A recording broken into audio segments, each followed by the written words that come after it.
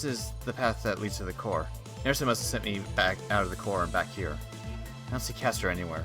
Guess she ended up somewhere else. Now I'm all alone. Castor isn't here. Sakura and Bibi got absorbed by Kiara. I'll probably reach the core again if I go down this path. But how am I going to take on Kiara alone?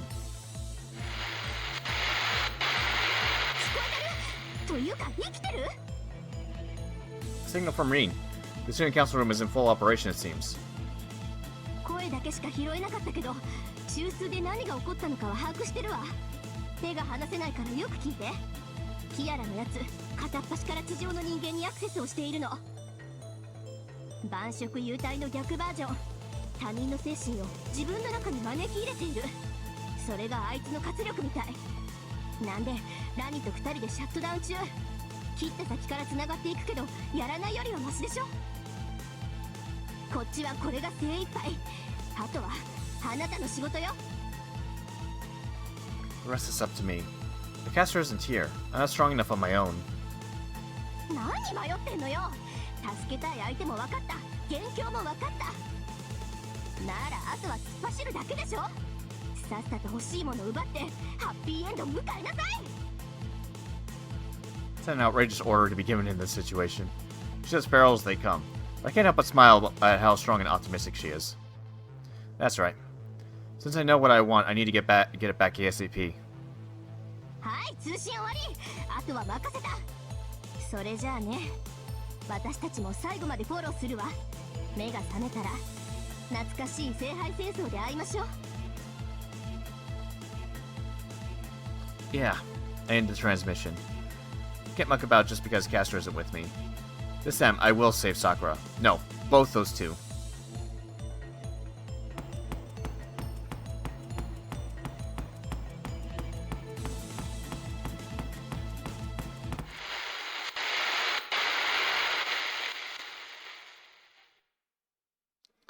Upon coming into contact with the mist, Hakuno Kishinami enters an out-of-body state. My consciousness gets rewired from an objective channel. These are someone else's memories. These are someone else's thoughts. These are past events, which transpire before my eyes in a vision. Regardless of the time period, there are always 3 precepts within the Shingon Tachikawa's school. Women must not lay with woman. One must not reject enlightenment. One may not steal from one's master a tool of their craft. Those who break any of these rules are labeled heretics and are expelled. There was once a girl who was born as a daughter of the head of the Vajrayana Buddhism sect. Her name was Kiara Sesshoin. As a young girl, her beauty was likened to a heavenly flower. Anyone who gazed upon her would fall in love at first sight. This is the Shingon Tachikawa Eiten School. It is a branch that splintered off from the main school. This proved fortunate, for it was the last surviving Tachikawa school in this age where magical energy had depleted. The members of the sect had taken residence deep within the mountains. A microcosm formed out of their community. They preached of disconnecting from digital society and returning to nature. The girl was carefully groomed to become the next sect head of this community. But she was arguably in a pitiful state. She was naturally frail, so even leaving her canopied bed proved difficult. The acolytes would whisper, "Poor girl, as beautiful as a flower as she may be, she probably won't live to 14. All the acolytes ever did was lament outside her canopy. Poor girl, poor girl. That's all the mix of onlookers would ever repeat. They were no different from flies buzzing about. That's where they were to this girl, who was in constant battles with illness. 彼らは私を救えない。彼らは何もできない。彼らは何もしてくれない。彼らは、人を救わない。This was not resentment. Her conclusion was borderline enlightenment. That's the kind of creature humans are. Cesspools of ignorance. The paragons of purity spoken of in books has long since died out. Could it be that this world no longer has any beings worthy of the name human? Maybe the only brain, the only person that can be called human is here, Kiara? Burying these thoughts within herself, the girl awaited death. However, fate had not abandoned the girl. She had reached 14, her adolescence, and was on the brink of death. An acolyte suggested in jest that she go experience Spiritron hacking. Through that, she learned of the outside world. How short-sighted the girl's father to cut her off from the world and keep her from digital meditation through the network. The girl's health quickly recovered as she learned of the voluminous world of the electronic sea. What was the terminal illness within her world was actually a very much treatable disease. All she had to do was step outside that world, even if just to go back and forth. The girl's abilities as a Spiritron hacker flourished, and the 18 school began to slowly transform. She succeeded in her conservative father and led the Tachikawa school toward its rightful, untamed glory.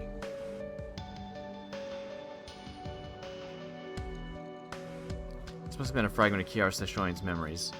As a young girl, she never left her bed until she was 14. Silhouettes would assemble at a distance from her tent just to take peeks at her, and do nothing more. She had been locked away, alive yet resigned to her fate to die and decay. The vision that had etched itself into my mind fades away.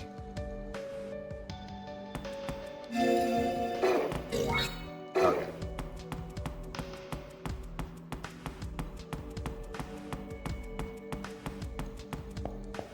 I was checking to see if the final SG appeared. Yep, okay, can't go that way. I figured as much.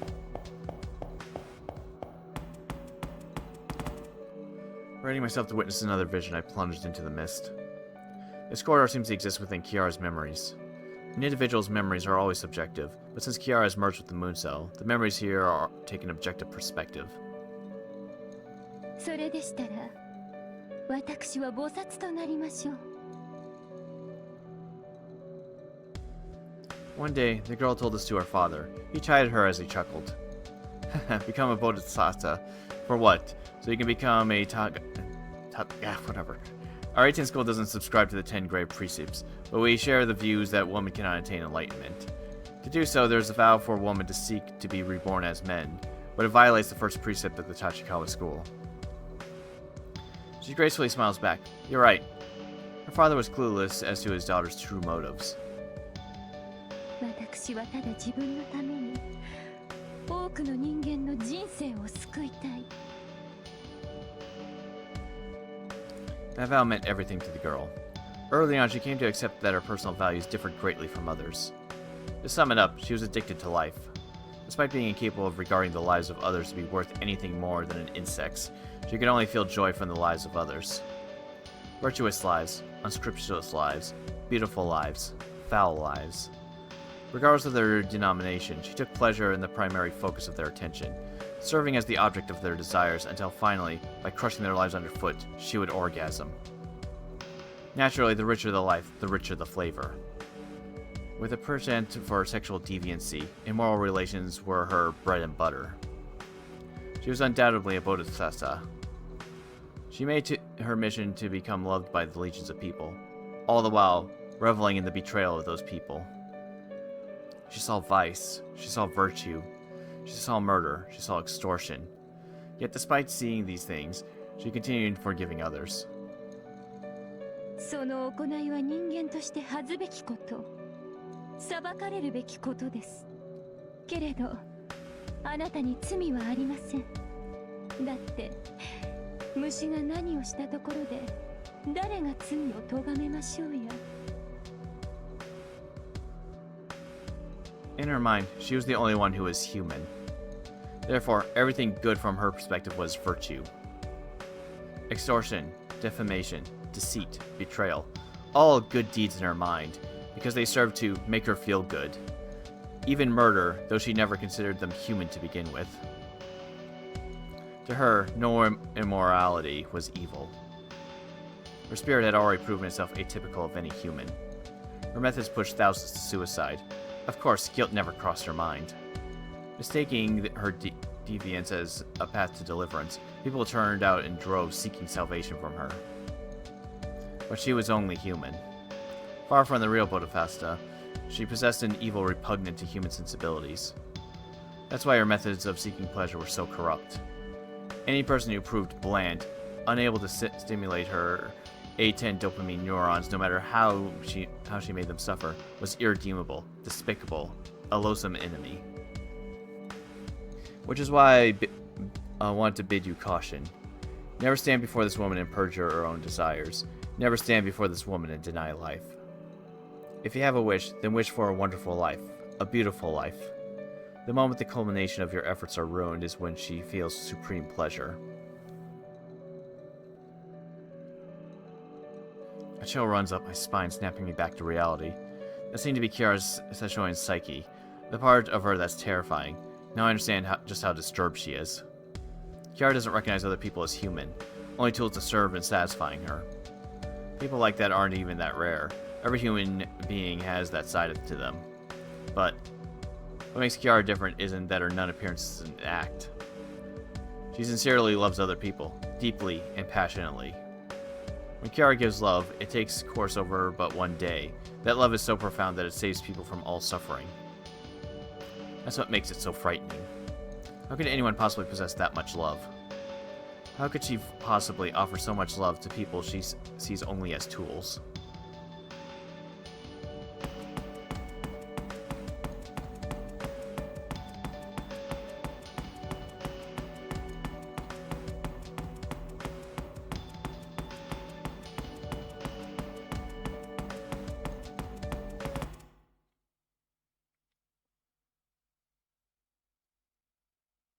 There's an exceptional power from the beyond, which can make one from the union of two, and break down the boundaries of the self. The Tachikawa Eiten's ultimate technique exists at the zenith of self-control, reasoning, and ethics. One can destroy their human shell, become one of the deities, and on one's own reach of harmony with the highest universal principle, thus achieving enlightenment. This is the constant and final deliverance of the Eiten school. This is the teachings that the girls spread throughout the digital world. Simultaneously, she was battling with her religious group's policy against contact with the outside world. As if in prayer, she continued to teach people throughout the internet, and from within her canopy, the acolytes as well. She would do so kindly, patiently, and sincerely. Her dedication swayed the conservative seniority of the group as well as even her father. Within 2 years, the group had transformed. Countless joined the group over the internet, bolstering the group's might to unprecedented levels. Everyone believed in the Eiten school's new beginnings. Everyone adored her. The only one within the group who felt uneasy was the girl's father. There were many new members, but many were leaving as well. That was no problem. They were free to choose, but why does everyone who leaves end up dying? Death spread not just over the internet. They kept finding instances of suicide or disappearances within their mountain community, their little kingdom of a religious group. 3 incidents in a year would have been a lot, but this year alone there were already 20. He couldn't shake off the suspicion budding within himself. The girl's father kept a thorough investigation until he finally found the cause.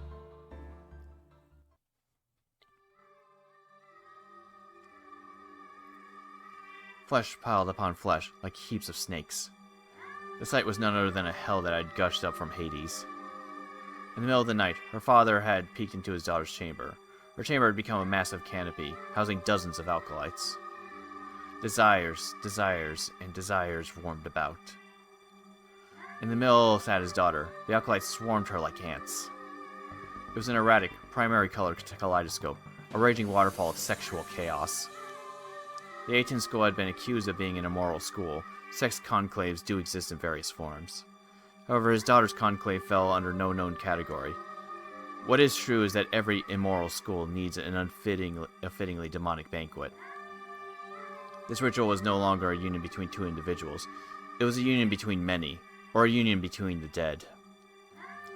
They are debauched and degraded by a lone, gorgeous priestess in white.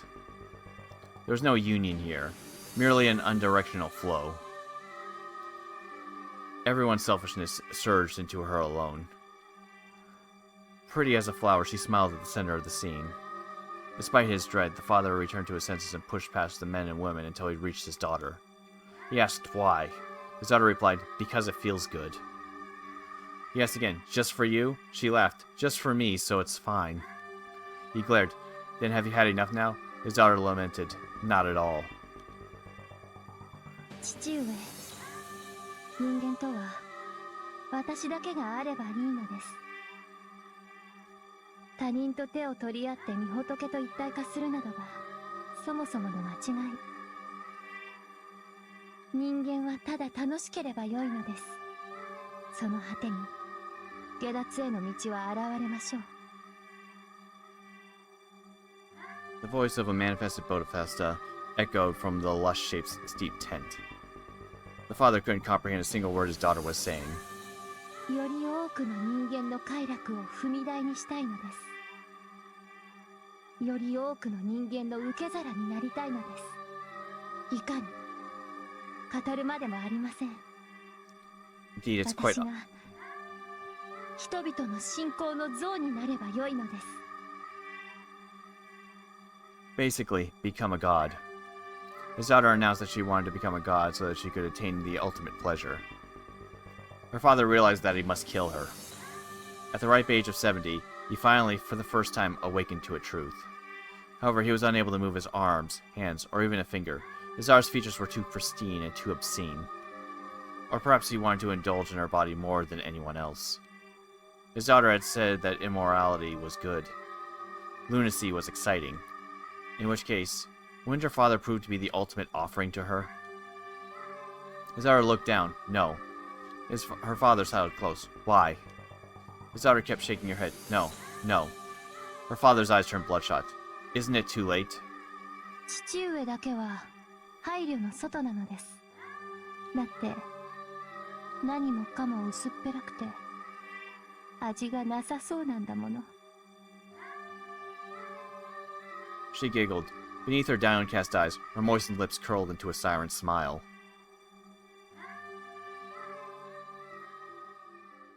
In the end, the father did not kill his daughter. He instead expelled her. The reason was simple. She violated two precepts. Women must not lay with women. One must not reject enlightenment. The exiled daughter apologized to her father and left. The next day, she finished up the rest of her business and left the religious group for good. The group no longer had any living members. Discord within the ranks resulted in a mass slaughter. A total of 60 people, including the group's founder, passed away in a single night. And thus, the sole surviving girl left the place of her birth and upbringing. When she left, she took with her a tool her father used in ceremonies, a skull used for worship.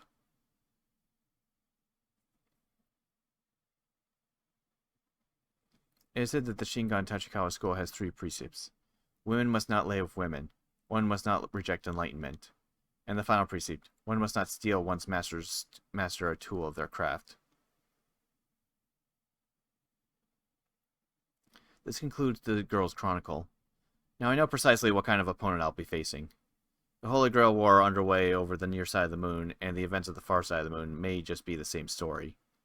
In one, a wise man populated the battlefields out of his overconcern for mankind's future. In the other, a saint seeks to destroy humanity out of excessive pursuit of her own desires. I can't tell which of them is good and which is evil. The moon assigns equal values to certain things. Social evils versus the individual's happiness. Lofty wishes versus trifling wishes. I'm close to the core. I recall what my wish is. My mom's wish is My mom's wish is to save not the world, but Sakura. Such a future is unscribable. It's far too small of a wish to pit against the avatar of selfishness. But I have no doubt in my mind. I know what I want. My small desire will crush Kiara Sesshoin's desire.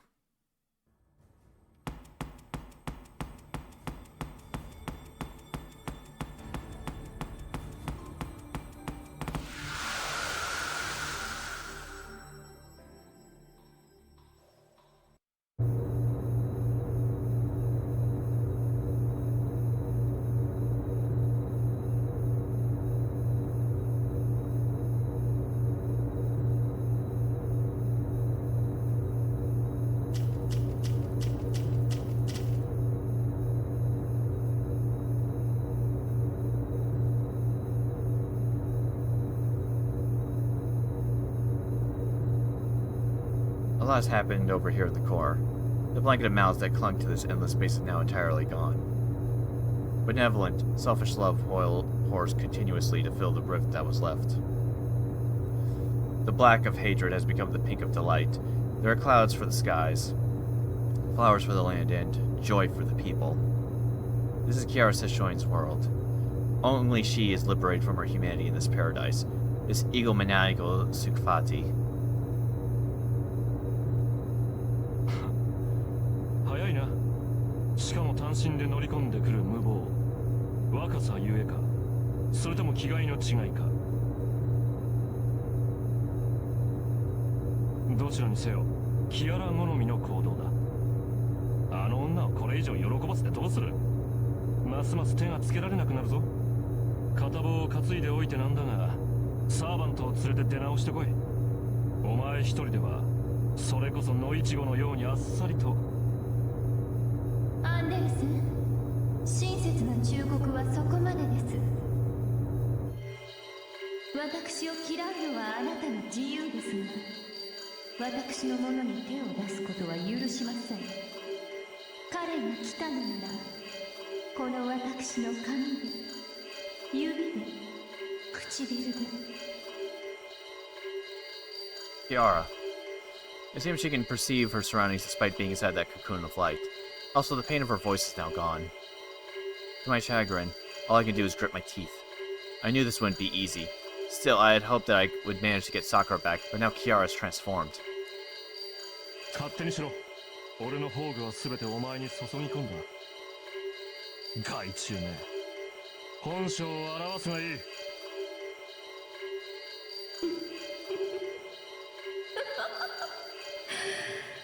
しかり、私は毒虫です。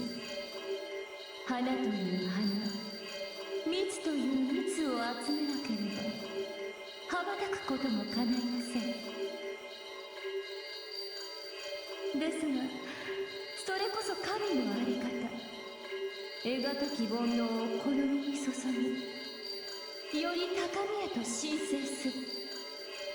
一切衆生、悲痛仏性、草木国土、筆界成仏。生きとし生けるもの、無常無常の区別なく、すべての命を我がために使いましょう。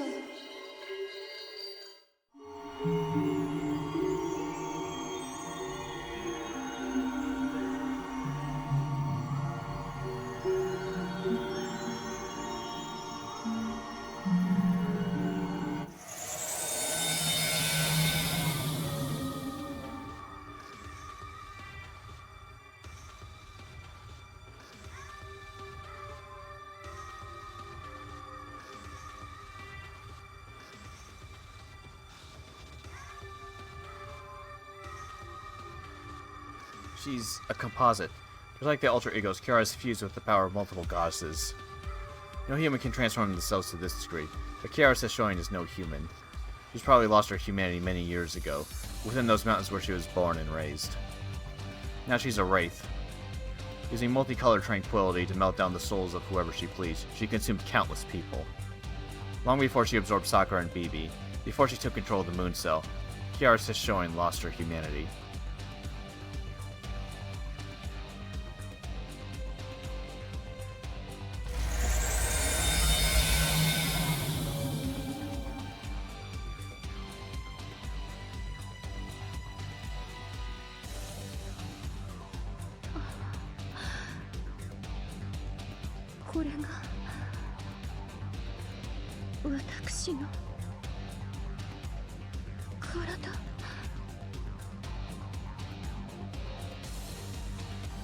Still, what do I make of her?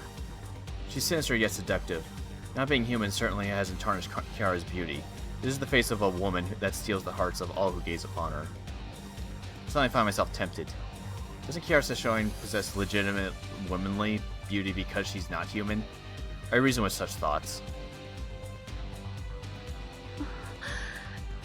なんということでしょう。私、もっと抽象的なものになると思っていましたのに、こんな恥知らずな体になるなんて。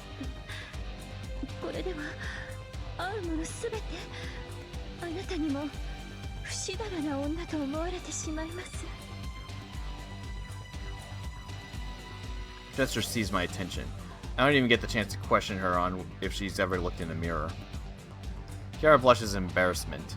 Regardless if her body is lewd, Kiara has the face of a majestic angel. Unbelievable. I was dead set on fighting her, but all it took was one gesture to blank out my mind. まあねえ、このような姿では戦いも叶いません。私を美しいと思うのならお情けな。わだかまりは互いの無知から固まるもの。どうか私に歩み寄ってくださいませ。さあ、明日の寝床でゆっくりと互いの話を咲かせましょう。 The angel puts out her hand. My instincts are screaming don't, but her voice and gestures melt away my reason. I muster everything I have and more to stop myself, but my trembling legs move me toward her.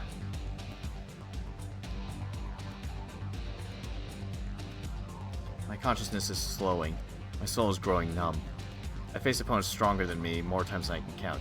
Just standing in front of some of them was enough to make me lose heart. But this woman is another level. All she does is smile. And that's all it takes. My body really is turning into slush. まだ戦う気概があるのですね。結果の分かりきったことなんてつまりませんでしょうに。おとなしく溺れなさいまし。私本当にあなたたちが好きなのですよ。あなたも BB もさくらさんも。あの虚構の学園で過ごすのならずっと生かしてあげましょう。その度に何度も何度も新しい刺激を用意しましょう。聖杯戦争でも恋人同士の殺し合いでも人類の滅亡でも何でも。だってその苦しみ、その叫びが私の官能になるのです。あなたは私に生かされる。私はあなたに生かされる。それで良いではありませんか。 She speaks from the bottom of her heart loaded with love. What kind of person could look at a love so galactic in scale and decry it as evil? This is what makes Kiara demonic. No intelligent life, no being in possession of desire can resist her love. しばらくしばらく愛さえあれば全て OK などバチ当たりにも程があります。というかそんな無法が許されるのは真の愛を持つ者のみ。あ、それは誰かと問われれば天意無法、狐耳系、万能若奥様、このキャスターのみと知りなさい。そんな、あなたは確かに銀河の果てに飛ばしたのに、概念宇宙であれ一瞬で詰められる距離ではありません。光より早く飛んできたとでも。もち光より早く飛んできました。何しろ旦那様が悪魔にたぶらかされるかの瀬戸際ですから。時間の逆行も何のその、馬頭星雲から銀河系まで無に短縮。これがゼロ距離恋愛というものです。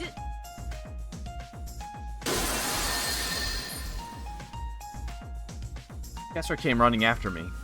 And that outfit, it's a mythological mystic code we got so we could face BB. よ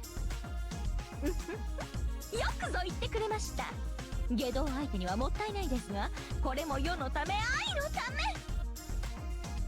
たとえ最後になりましょうとも、このキャスター全力全開でご奉仕させていただきます。 Kiara had a grip on my sanity, but Castor's voice freed it.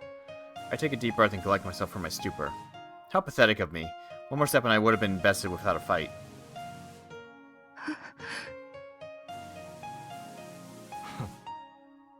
間に合ったか。まさに真打ち登場だな、キャスター。当然です。そもそも抱き見天保は私のもの。パチモンを見過ごすとかありえねえし。さあご主人様、遠慮することはありません。自分の愛のためならガイアなんて知ったことじゃない系女にきつい要求を。 Caster's right. I know what I must do. No matter how powerful a transformation Kiara Sesshoin undergoes, no matter what her intentions are, it all ends here. We're gonna throw everything we got at her and take back Sakura and our future.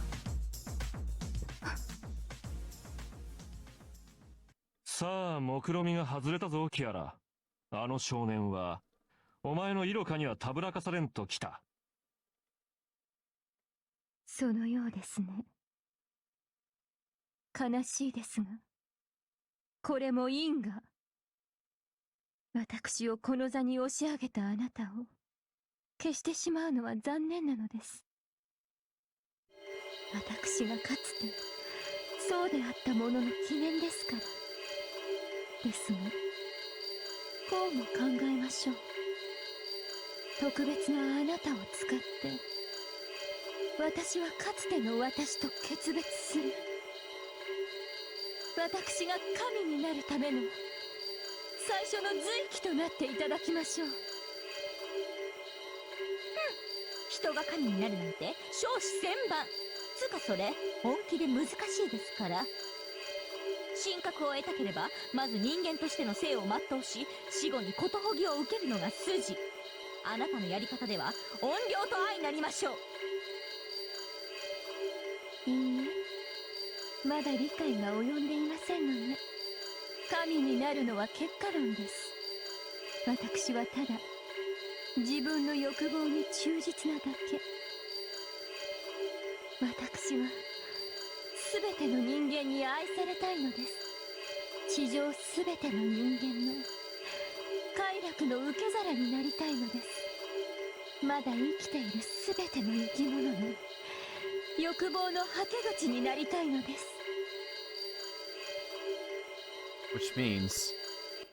そう、何万何億という人間を使って最大の快楽を得たいのです。ほら、そのためには神になるしかないでしょ。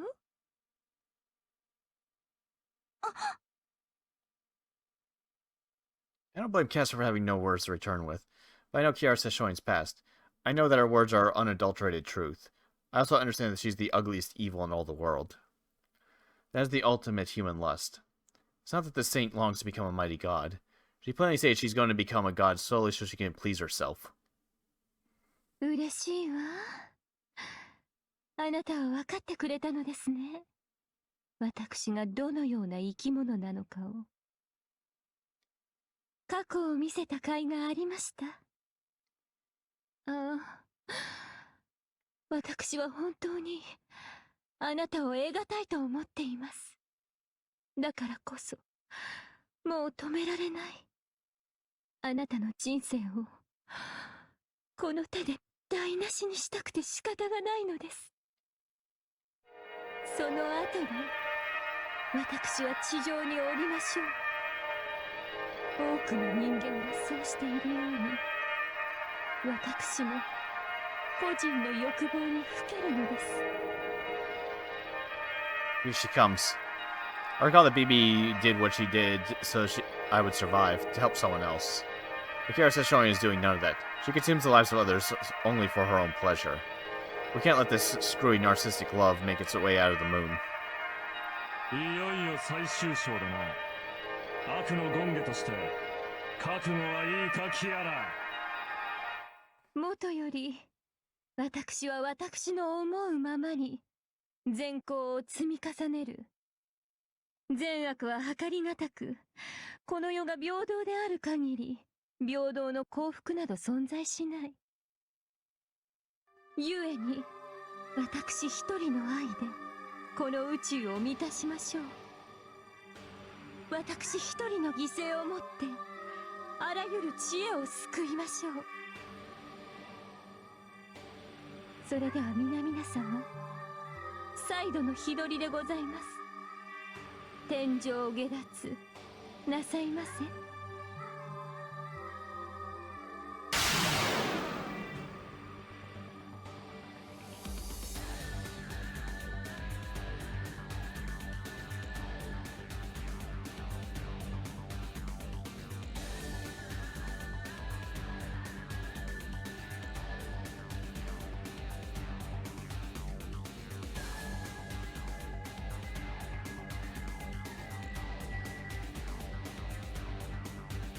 和光同時に神女原光慈悲です。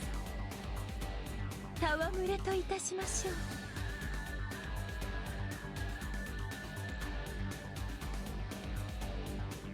神とは超越者であると同時に与えるもの、与えられることだけを目的としたあなたに神の座は不相応。即刻退去していただきます。あなた様に叱られても私も恥じるばかりでございます。さすが悪霊落ちした方のことの葉には重みがありますね。まあ負け犬という重みですが、このアバズレご本尊に喧嘩売りやがったな。しかも犬扱いとか、もう宇宙の果てまで呪い殺す。不法占拠はここまでだ。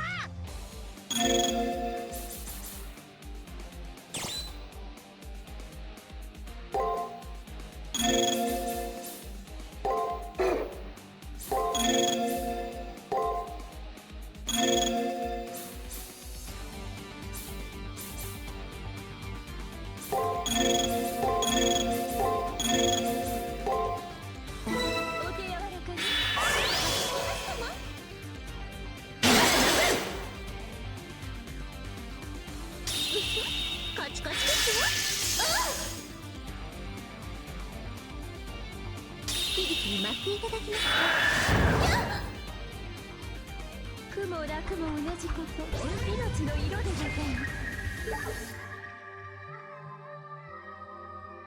機密よ、うなれ。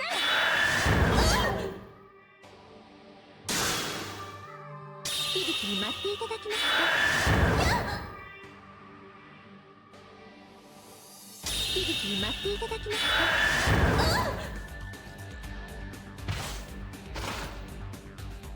神というのも考えものですね。釣り合う相手がいないのですもの。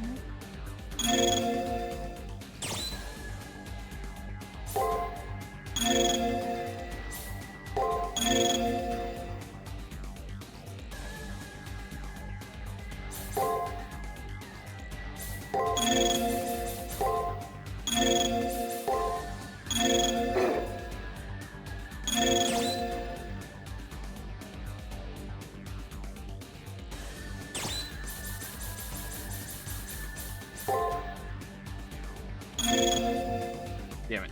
I only realized that right at the last minute. It's like, oh damn, oh well, I can just cast a revive on the next turn just in case.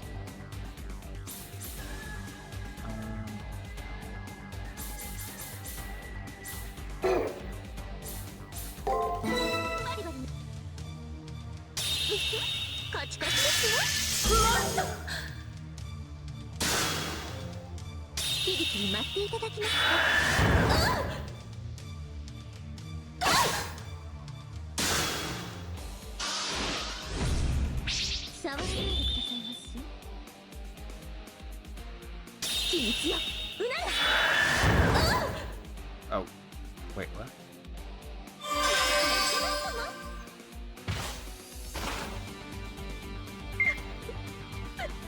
Uh-oh. 小悪め、本性を隠しきれんのか。気をつけろ。最低最悪の宝具が来るぞ。I wasn't sure if she was gonna survive long enough to do this. Okay. I know what this noble phantasm is. Shit. Okay. Apothecate first.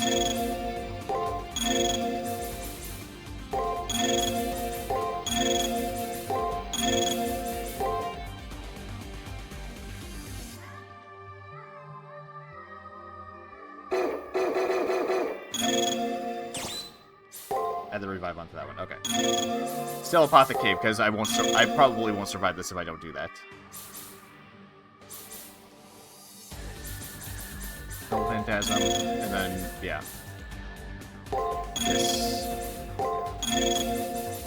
This should knock off most of her HP right there, even if she's not male.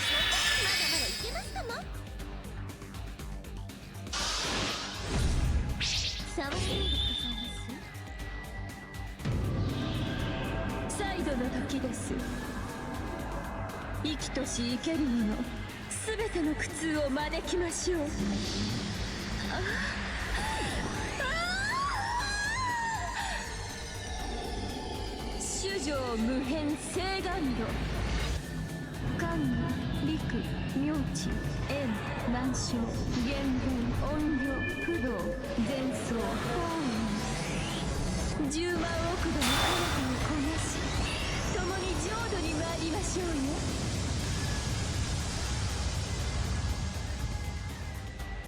ここは我が国神の国水は潤い実り豊かな中津国国が打つ穂に水注ぎ高間巡り黄泉巡り巡り巡りと水天日光我が暮らす豊芦原25の国八広の輪に輪をかけてこれぞ九重天照水天日光天照矢の雫石行きます1号もっと2号もっと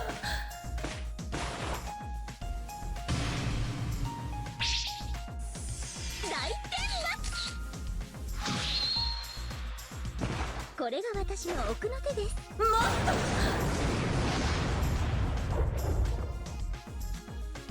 不浄新規無常無我オーブ鮮度もっと無料もっと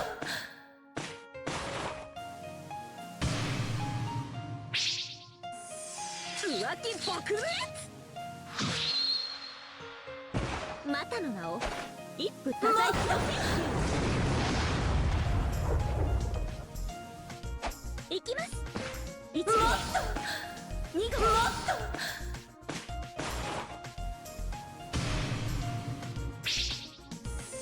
大天幕これが私の奥の手ですもっ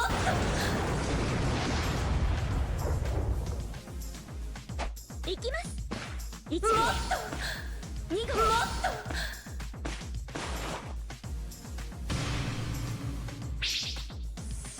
大天幕これが私の奥の手ですもっと What?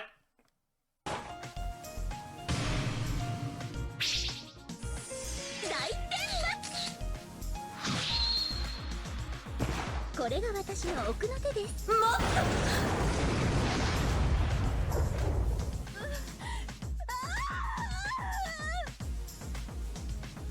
Okay, good. This time Kiara didn't completely and utterly cockblock me by crashing my game.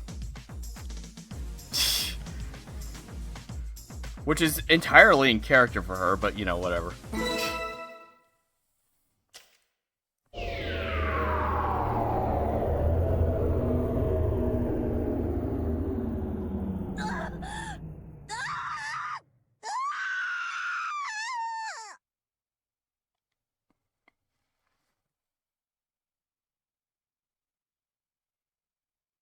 It's over. The mastermind that sent this Holy Grail war awry, Kiara Sesshoin, is defeated.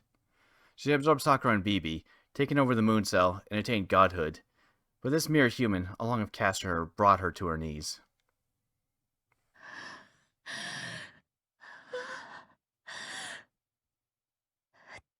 どういうことどういうことなの私が勝とうが負けようが最高の快楽が得られるはずだったのにこれっぽっちも心地よくありませんこんなに寂しいのは地上で体を殺されて以来いえそのなぜ私が倒されるのでしょう Her words carried feebly. Kiara at death's door utters a final, delirious ramble.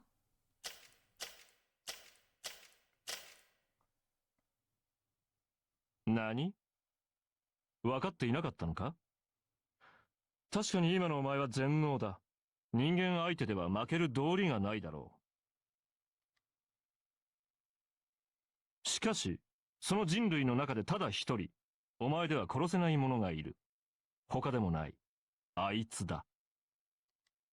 お前はアルターエゴだけではなく、BB とサクラまで取り込んだ。いや、彼女たちの力を元にした。故に、お前はあいつにだけは全能を振るうことができない。なぜかだとは、語るまでもない。核として取り込まれた彼女たちは、自らの恋を守るために、お前の中で必死に逆らい続けていたのだからな。そんなこと、なぜ、教えなかったのです。アンデルス。いや、何？この星で唯一自分を打倒しうる敵がいる。それを承知で挑戦を受け入れるとは、バカな女だと思ったが。実際は、バカを上回るアホだったとは最悪だ。自分の弱点に気づかないまま、自信満々に正面から戦ったのだから。知っていたら、戦いません。適当な領域に飛ばして、領域ごと破棄していましたのに。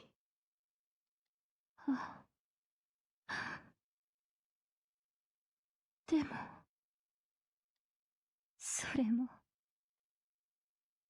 素敵なことですが、英雄でもなく、救世主でもなく、同じ女に倒されたなんて、本当に男女の仲は不思議なもの。ムーンセルが手を焼くのも当然と言えましょう。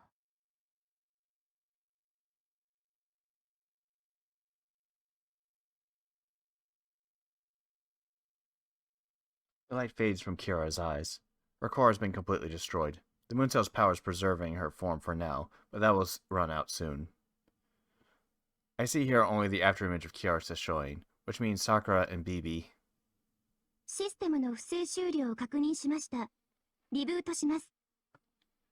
異常の原因である外部生態回路を破棄。稼働可能の管理システムを検索。発見。接続します。ムーンセル再起動、成功しました。全桜システムが凍結していた人類への干渉を再開します。文明の崩壊まで7日間を予定。その結末の全データを摂政院キアラにいえ、その命令は破棄されました。汚染された中枢および裏側は全て初期状態にリセット。いえ、不正に招かれたマスターを正常座標に戻した後、再セッティングに移行します。先輩、急いで中枢から脱出してください。ムーンセルの自浄機能が働きます。Sakura! That voice belongs to Sakura. This is great. I can't see her, but now I know that she's safe. はい、先輩のおかげです。今は緊急措置としてムーンセルの制御を任されています。ムーンセルの初期化手続きを見届けたらすぐにそちらに行きますね。だから早く。 What about BB? Is BB over there? 彼女は私より長くキアラのプログラムに侵されていたから。あの女がそう簡単に消えるはずがないのです。絶対ちゃっかり生きてますから、早く脱出しましょう。マスター。ムーンセルは事情レベルを5に設定。初期値にないデータは全てパージされます。急いでください。中枢から手さえすれば外界へのパスは簡単に通せますから。Press for time. The moon cell's core area includes both the space and the path that led to it. We'll just have to run for it. If we get caught in this purge, BB will earn herself a laugh at her expense. But before we can leave... かくして魔王は倒され、少年はあるべき現実に立ち戻るか。やはり凡作になったな。安易だ。王道だ。何のひねりもない。世にあまたある消費娯楽。誰の心に残ろうか。Anderson is barking as he does, but doesn't leave Kiara's side. When a master is defeated, their servant always goes down with them. Still, I can't help but feel like Anderson was supporting us from the beginning all the way till the end. Just leaving him behind here is a bit... ああ、なんだ、まだいたのか。骨の髄まで善良な男なのか。よせよせ。それでは息づかれると。あいにく俺からお前に送る言葉はとっくに品切れだ。さっさと出ていけ。くだらん結末を見せつけた男の顔なんぞ見たくもない。それとも、ここで俺と共に消えるか。Anderson's mind seems set. I turn away and run from the core, though it pains me.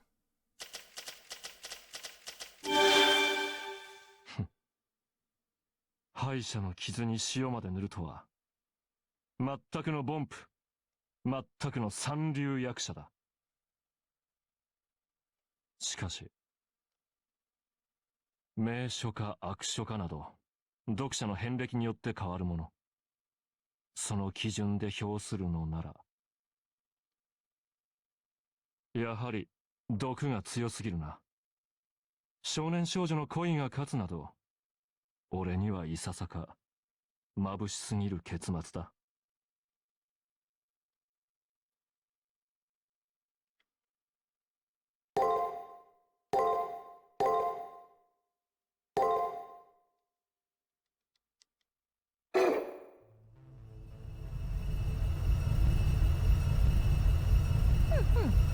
おや、この通路は表側に続いていますね。さくらさん、いい仕事です。まっすぐ進めば無事生還。こんな領域とはおさらばごめんというところですが、まああとはなんとかなりましょう。さあご主人様、ハリアップ。この先が私のとどめの見せ場でございます。お進みください、マスター。邪魔者は一切焼き払いましょう。なんて。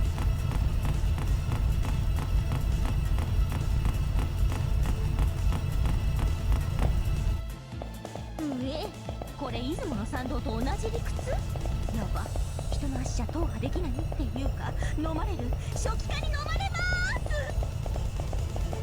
それは404光年とされる理論貿易です。待ってください。今10億8000万のショートカットを作成して。無理無理、そんなの無理です。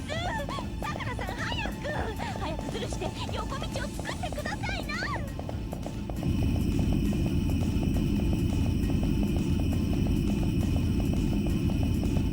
よし、見えてきた。あれが工事と定時を隔てる壁、ぶっちゃけ3次元へのゲートです。 We made it. Once we get inside, once we... Wait, this is a barrier. How do we get in? お下がりよ、マスター。この壁は元より開かぬもの。力ずくで破壊するほかありません。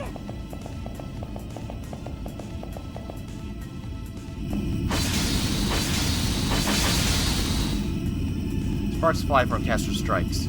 Because of the barrier, this edge of the world cracks slightly. Castor continues an unrelenting magic wallop. A little more of this might break the barrier. But...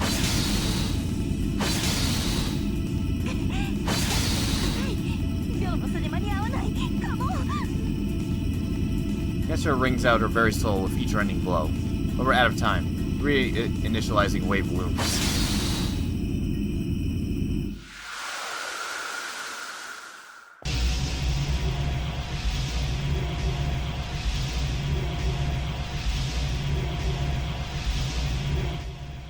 Honestly, 情けないわね、白い方は。ショートカットを作るだけで精一杯なわけ。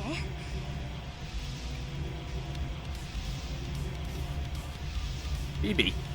Thank goodness she's alive and well. You stopped the reinitializing wave for us. さすがにこれきついですね。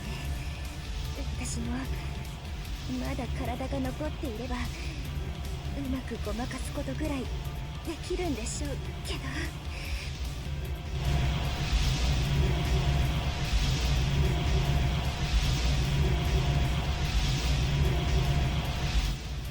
Phoebe's body is being disassembled by the red wave. She'll end up vanishing into the crimson. Wanting to pull her to safety, I try, but I can't get close. The black barrier Phoebe put up isn't just holding back the reinitializing wave. It's stopping me from going back to her. 当然じゃないですか。私が何のために死体に鞭打って戻ってきたと思っているんです。本当に嫌だったけど先輩を助けるために我慢してやってるんです。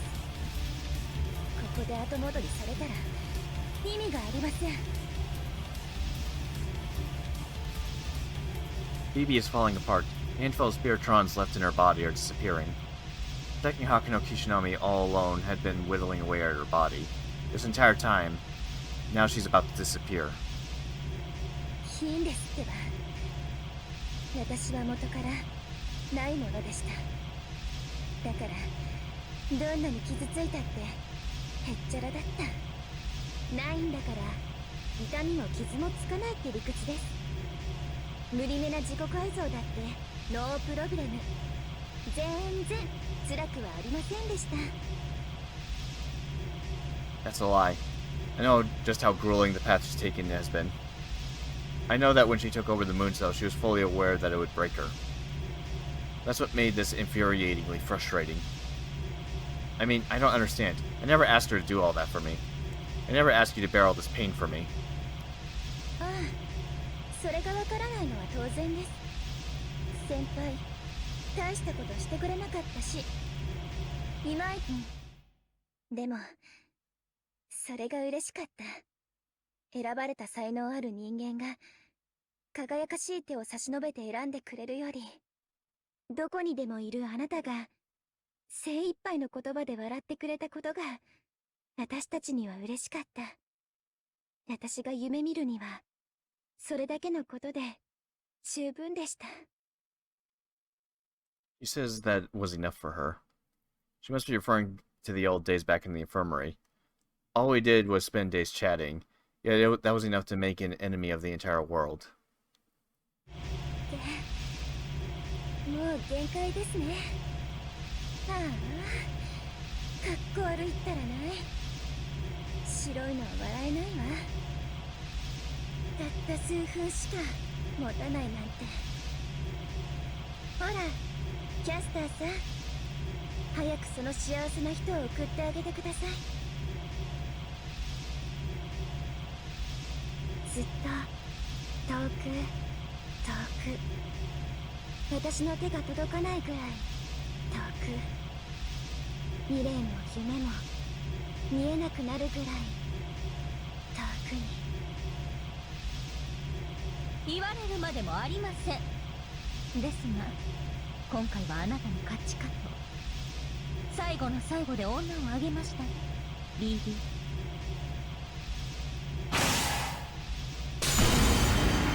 The red wave engulfs BB's black light. Behind me I hear the barrier cracking.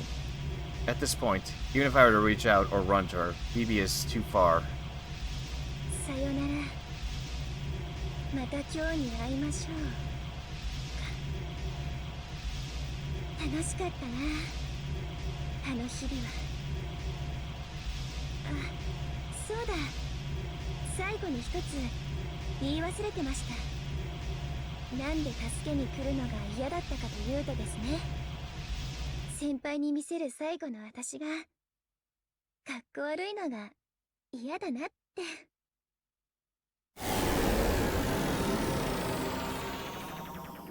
She's disappearing. The red wave is engulfing BB.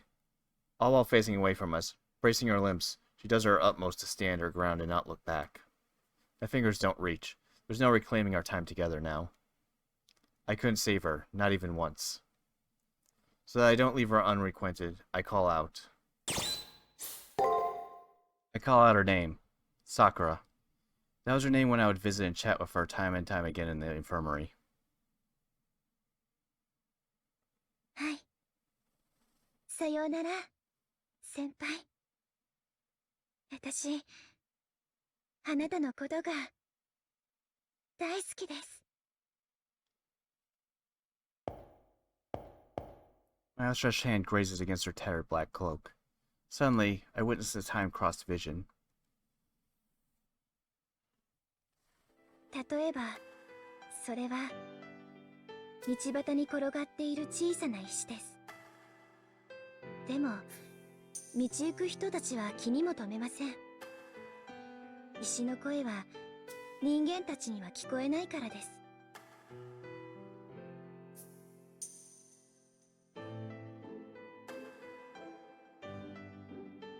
そもそもその石だって自分が何を言いたいのか分かっていません。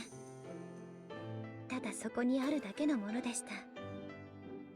でもそこに変な人が通りかかって石を拾い上げると真剣に耳を澄ますのです。石は一層声を上げて自分でもわからない気持ちを伝えます。変な人はますます真剣な顔なのです。石はもどかしくなって自分の不器用さを恥じ入りました。自分がもっと人寄りなら、きちんとした人間なら確かな言葉を伝えられるのにと、その時に気づいたのです。石が叫んでいたのはずっとそういうものに憧れていたからだと。それを聞き届けた彼は言いました。じゃあ一緒に行こう。まるで対等の友人のように、取るに足らない路傍の石をただ一つのものとして接してくれた。こんな奇跡を私は知りません。ムーンセルにだって記録されていないと思います。だからこの命はあなたのために、一時でもあると夢を見させてくれたあなたのために、私は獲得した愛を使うのです。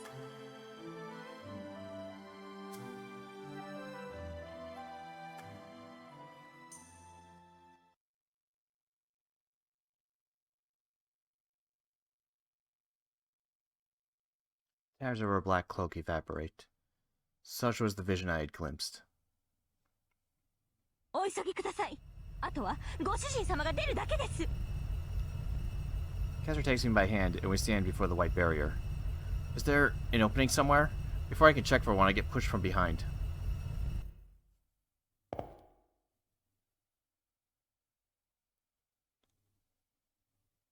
In an instant, I was thrown into a silent void. I don't know where this is, but I don't hear the reinitializing. Fuck it. I turn my head. Caster, come on. However, これで体裁は整いました。愛する旦那様を守れなかったとあれば、良妻系サーバントの名折れ。ささやかですが、これぐらいのご恩返しはさせてくださいませ。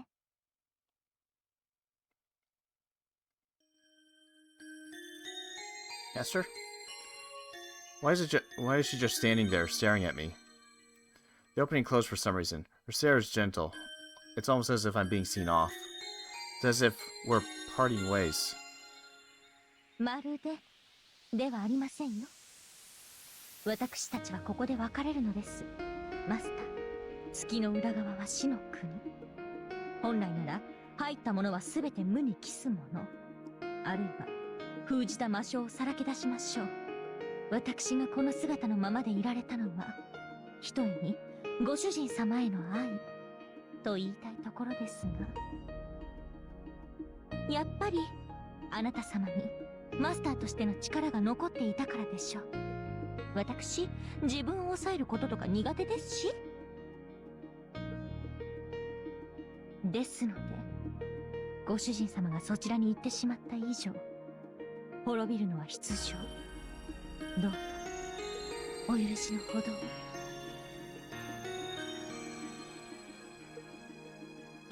This can't be. Caster's going to disappear too? We fought alongside this entire time. I had no memories. She believed in me more than I did myself. I can never be more grateful to her, my other half. You're going to disappear right at the very end? はい。叶うなら私も、もっと長くお仕えしとうございました。3000世界のカラスを殺し、朝が来ぬよう祈るように。その気になれば、今すぐにでも。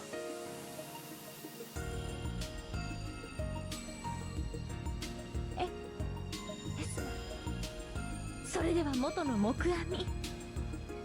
私はあなた様が与えてくれたこの姿を損ないたくはないのです。月の表側に戻るまでご主人様の記憶は戻らない。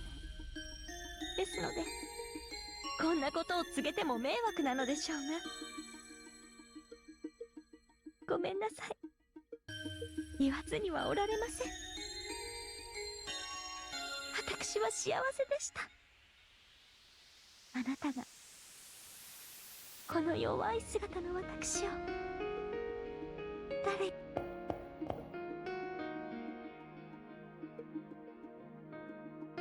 I call Castor's name. I bash against the immaterial barrier. Now her face has become unrecognizable. ああ、私ももうご主人様のイケメンじゃなくてご尊顔が見えなくなって。よよよ。 Hold up. This all started off tragic and valiant, but what's with this charade? Across the barrier, all I see are crocodile tears out of Castor. ああ、悲しい悲しいです。ご主人様ったらまたそんな半眼で私を見ています。私そんなに終端なの似合わない女なのでしょうか。 Not exactly. It's not that she's not helping. She's actively ruining it, to be accurate. So hey, Castor, doesn't it bother you that you can't cross this barrier? You seem pretty cool about the whole thing. はい、もちろん。私これでも上級サーバントですから。実のところ初期化なんてへっちゃらなのです。太陽が月に消されるとかありえねえし。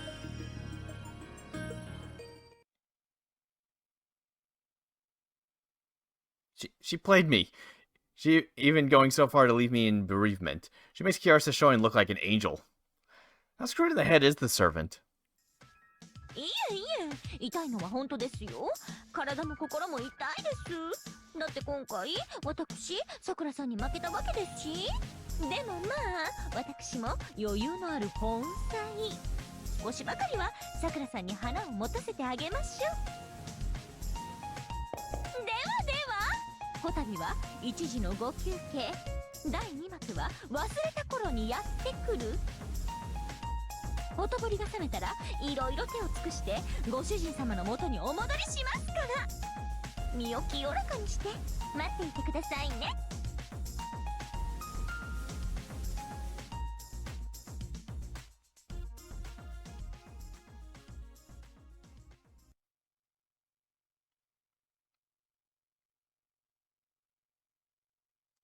Now that I think about it, this means that Castor will be fine, which is good. I can't hear her voice anymore. I leave behind a thank you, then turn to where I think the way forward is.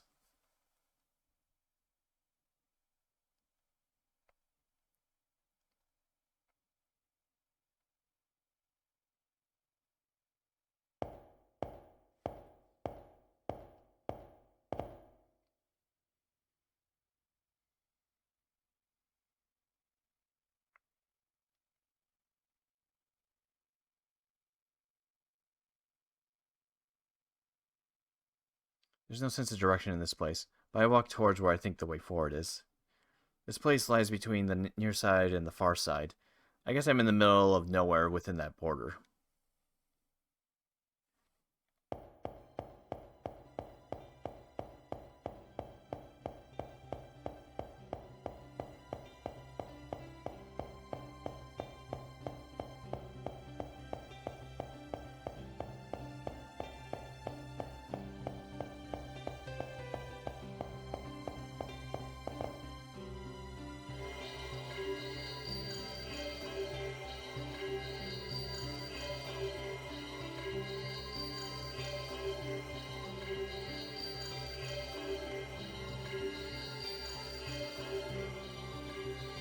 Have seconds passed? Hours? After all that walking, I find a door that I figure is the exit. Once I go through, I'll be back where I'm supposed to be. Or at least that's what I believe. Not that I have any proof. There are no more obstacles. BB, who had taken over the moon, is gone. Kiara, who had corrupted BB, is defeated. All that's left is to enter this door. But before that, I call out behind me. You there, Sakura?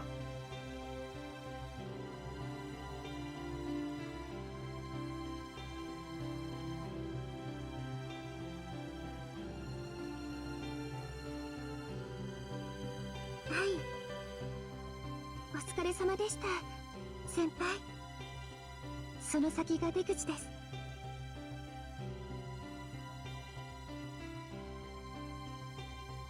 どうぞ進んでください。あなたにはその資格がありますから。 There's no doubt that she's physically here. She's also partially transparent. Is this the cost of remaining with the moon cell? Or just like BB, can she no longer construct a body for herself? Well, none of that matters right now. I got to meet her again. With that, I know what I need to do now.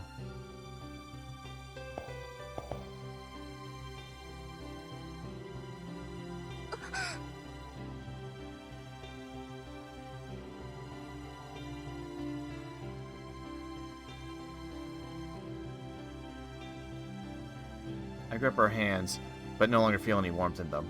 I'm fine for just being here, though. I will not forget this time. I won't be going it alone anymore. If I'm going to return to the future, it'll be alongside Sakura.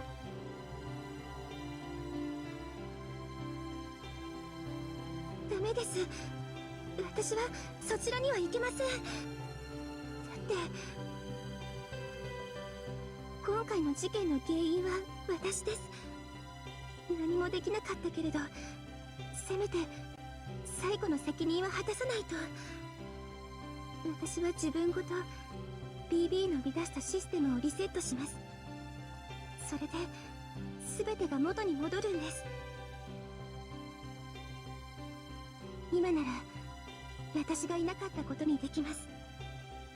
表の聖杯戦争も正しく運営されて、取り込まれたマスターたちも犠牲になりません。 Sakura will have never existed. Sounds like she's going to alter the past, but it's probably something different. That includes all the abnormalities, all those who fell victim in the far side of the moon. The moment we were swept from the near side, it felt like we were just in Sakura's dream. Which means that once the dream ends, everything that happened will vanish with it. In my case, I would return to the moment right before I was captured by a shapeshifter. Only the feeling that something strange happened will remain with the other masters. はい。表側、正しい歴史では原因である私と摂政員キアラが消失するだけです。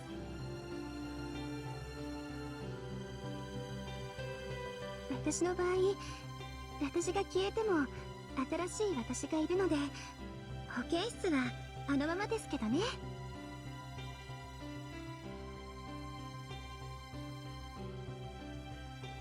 I see. Once I leave this area, I'll lose my memories of the far side. Or rather, it'll be as if they never happened. In which case, I suppose it's completely pointless to take Sakura with me. Reason being, the moment we make it outside, I'll even lose the emotions I'm feeling right now. そうですね。だから先輩は一人で行ってください。それを見届けたら。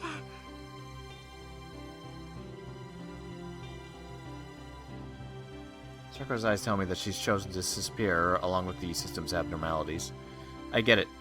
I let go of her hands, then, after Sakura sighs in relief, I once again go to hold her by the arms.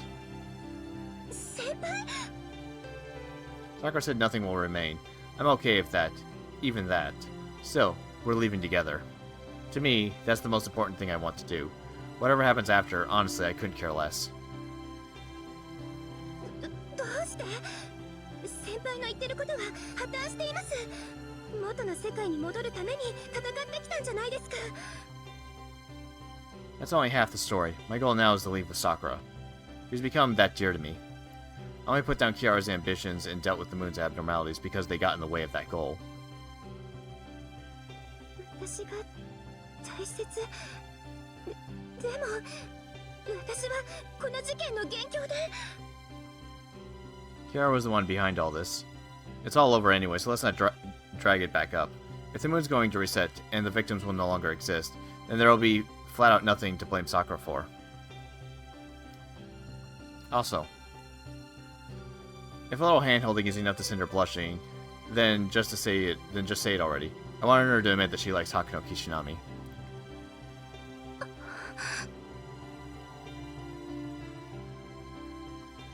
Also, Sakura will not be disappearing. The system's abnormalities can go, but that's it. If we can't make that happen, then I at least wanted her to still exist. Maybe Hakuno Kishinami can't stay the same person, but I want Sakura to forever be who she is. Not an NPC, but the same as any other human. She's connected to the moon cell, so she should be able to pull some strings. でも私はAI で未来なんて夢見ちゃいけなくて、先輩と一緒にいたくて。でもそれもきっと嘘なんです。だって私には愛がわからない。先輩を優先していい理由がなくて。 I see. That's why Sakura blames herself. What tortures her to the point of wanting to make herself disappear? Sakura once said, I give priority to Hakuno Kishinami because Hakuno Kishinami is capable of resolving this dilemma. Now that the dilemma is resolved, Sakura has neither reason, liberty, nor logic behind prioritizing Hakuno Kishinami. Sakura had once shouted this, as long as I don't understand love, I can't confirm that I like you. だからいいんです。私は BB とは違う。あの子のように矛盾は犯せない。どんなに先輩にそばにいてほしくても、その理由が私にはわからない。私の気持ちは偽物なんです。 Fake? No, that's wrong. I may not know a way to save Sakura either, but I can tell her straight up what she's wrong about. 私の間違い。先輩は愛が何なのか知ってるんですか？ What is love anyway? Is it sympathy, or something to benefit from? The answer to that question will give Bibi and Sakura redemption. I don't think any reasoning will be prove convincing. As long as a human has a heart, has life, they won't be able to explain the metaphysical concept of love. The love that humans speak of lacks purity as a system. What is affection? Tackling this problem mechanically or mathematically will surely break us. Therefore...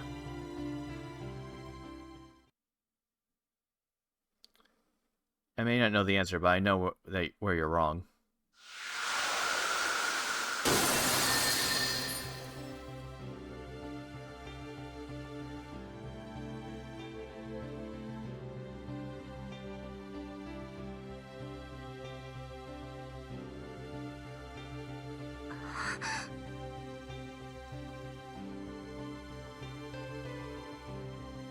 When one speaks of love, one shouldn't speak of the reason behind it. I want to embrace you like this, because I love you. 理由は語ってはいけない。ただ好きということだけで、その愛は肯定されていいんですか？ Yeah, people have tried to explain emotions through logic, but all have failed. Love is illogical and irrational. It's a matter that science has yet to explain. That's the reason why science advances.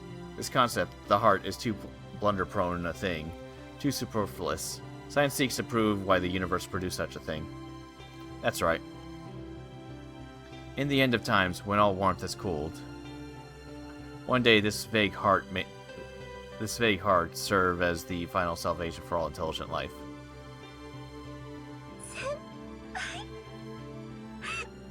先輩、ごめんめんなさい。こんなことに巻き込んでごめんなさい。ずっと隠していてごめんなさい。あなたが好きだって一緒にいてほしいってずっと言えなくてごめんなさい。 As if clinging on, as if to remove all doubt, our hands wrap around one another. After openly accepting her, I realized I was right in my struggle. I wasn't able to compete for the Holy Grail as a master, but I got to leave something behind.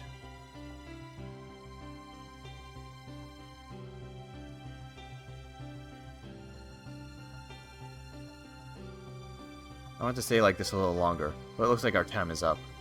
This borderland may go on forever, but you can't maintain this door to the outside for that long.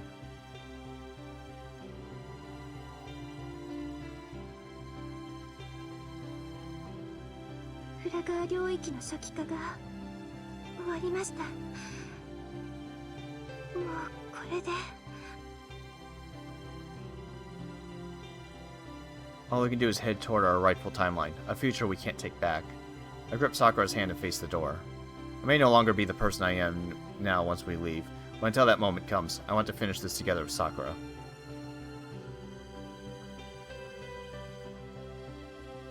Senpai? 本当に私でいいんですか? Of course. The same way Sakura wants to be with me, I want to be with her. それでしたらもう一個だけ質問です。私が最後にものすごいズルをしても叱りませんか? A crazy trick? I didn't expect to hear that. I definitely won't get mad. If I were the capricious BB, then maybe. I don't think Sakura would do anyone wrong by making trouble.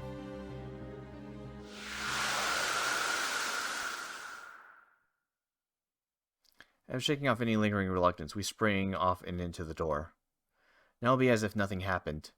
Our fights on the far side, Sakura's memories, this version of me trying to act strong, will all disappear.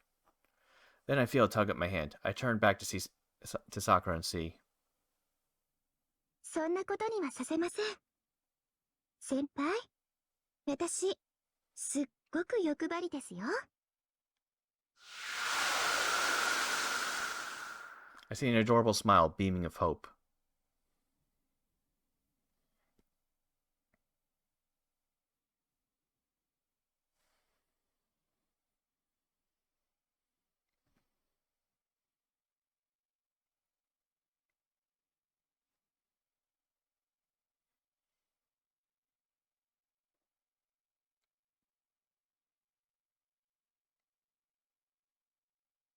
I slowly awaken. It feels like I was dreaming, something nostalgic. My body feels much heavier, but there isn't a trace of discomfort. It's like this weight is from me being back where I belong. It's like this weight was mine since before I was even born.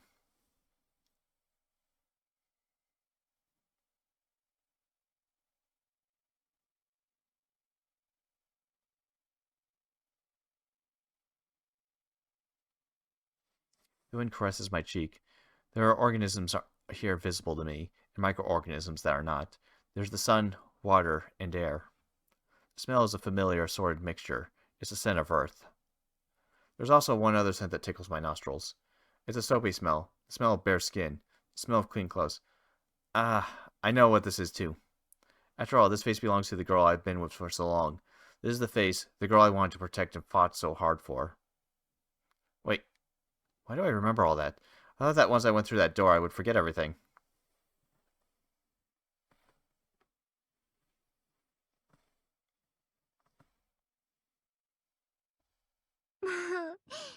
骨坊さんなんですね。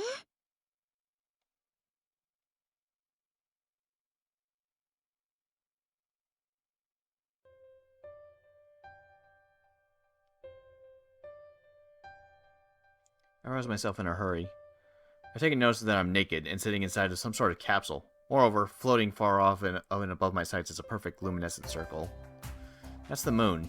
That's how it looks from Earth. It's the actual moon. which means that I've returned from the cyberspace and am now on Earth.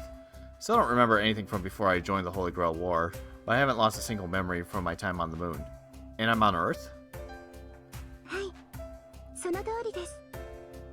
ちょっとずるして好きでの先輩をこっちに連れてきちゃいました。 Sakura smiles mischievously. So this is what her trick was. Well, I'm genuinely happy about it. But how did Sakura make it to Earth? I figured she couldn't exist outside of cyberspace. あれ、先輩？もしかして蘇生に失敗しちゃいました？私のことわかりますか？ Well, whatever. I don't need to sweat the details. Sakura's here as the Sakura I know. May have only been temporary, but Sakura was connected to the moon cell. Bet she could pull off any sort of miracle. It would also be thoughtless of me to hound her with questions. はい、こうしてやってきちゃいました。あなたがそれでいいと言ってくれたから。 Okay, it was an impossible wish that I could never expect to come true, but I'm very glad that I stated it anyway. I take a deep breath and squint. Once I take a second, I may make myself dizzy out of extreme joy and end up falling back asleep. そうですよ。また眠っちゃったら私寂しいです。先輩は普段のんびり屋さんですから。 I'm aware of that. I'd appreciate it if she didn't point it out. I can be absent-minded at times, but put me on the spot and I'll get flustered just like any other ordinary person. そこは人並みじゃありません。平均よりちょっと上のとんでもない行動力の化身です。そんな先輩だからあの嘘の世界で何もかもを助けられたんです。でもちょっと不安です。ここは何もかも物質的で単純な仕組みで動いているのに、きっとうまくいかないことばかりなんでしょうね。 Yeah, she's not wrong. On Earth, theory alone isn't everything. Limited resources and ambitions make this world go round. In this human world, even in the face of an optimal solution, a clash of emotions can lead to trekking in unforeseen directions. Still, that's the reason why. 多くの未来、多くの未知が誕生する。怖いけどドキドキします。これが私たちの住む世界。長い時間をかけて愛を形にする世界なんですね。 That's right, I obtained neither the Holy Grail nor a miracle. Despite being summoned to the moon, rather than being a hero and accomplishing something great, I chose something expected for a human to choose. Whether that decision was correct depends on what I do from here on out. Which is why I have only one thing to say right now. さあ、どこに行きましょうか、先輩。ここで平和に暮らすこともできますけど、先輩はじっとしていられないでしょ。あなたはそういう人ですから。無力でも前に進もうとする。まだ見ぬ未来に恋焦がれる。そんな人だから人形も人間に憧れた。あなたの力になりたくなった。叶うならずっと一緒に。先輩と夢見たものが私の夢です。でも浮気はご法度ですよ。 Her satisfied smile is a tad blinding. Yeah, I only have one thing to say right now. I'm glad I protected this smile. Even if it meant parting with an almighty miracle, to see this tiny miracle that blossomed from the moon smiling here. それで先輩、今更ですけどちゃんと言葉にしていいですか？遅くなりましたけど、あなたの気持ちが嬉しいです。あなたがいてくれて嬉しい。私、あなたのすべてに恋をしています。 I get up out of this capsule. Now that's something to hear, I smile back. My limbs aren't moving exactly like as I'd like them to yet, but I can clearly feel the earth and the wind. Jeez, seems like I slept longer than I realized. My battle continues, but now I won't be contending for something. It'll be to nurture something. And if it's going to prove difficult anyway, if the goal is going to be unending, then let the future be unreachable. For example, yeah, let the future extend so far that I one day get another chance to meet all those people I miss so. I find myself looking up at the sky, so out of reach. I let it go beyond the distant silver moon.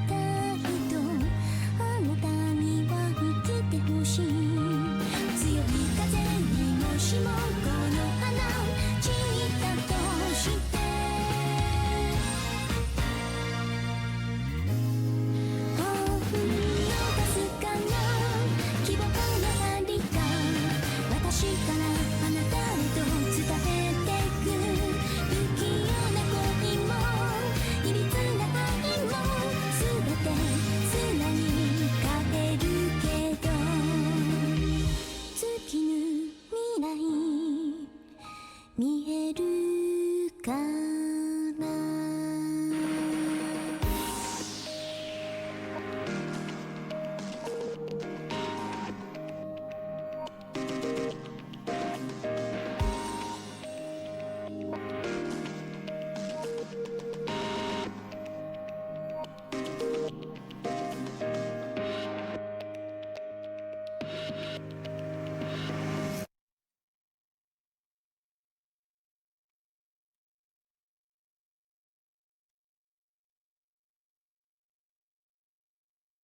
Okay. Wasn't sure if there's any more. Okay. Yeah, sure, why not? They can go to where the previous one was. Okay. I guess that's it for this game. Later.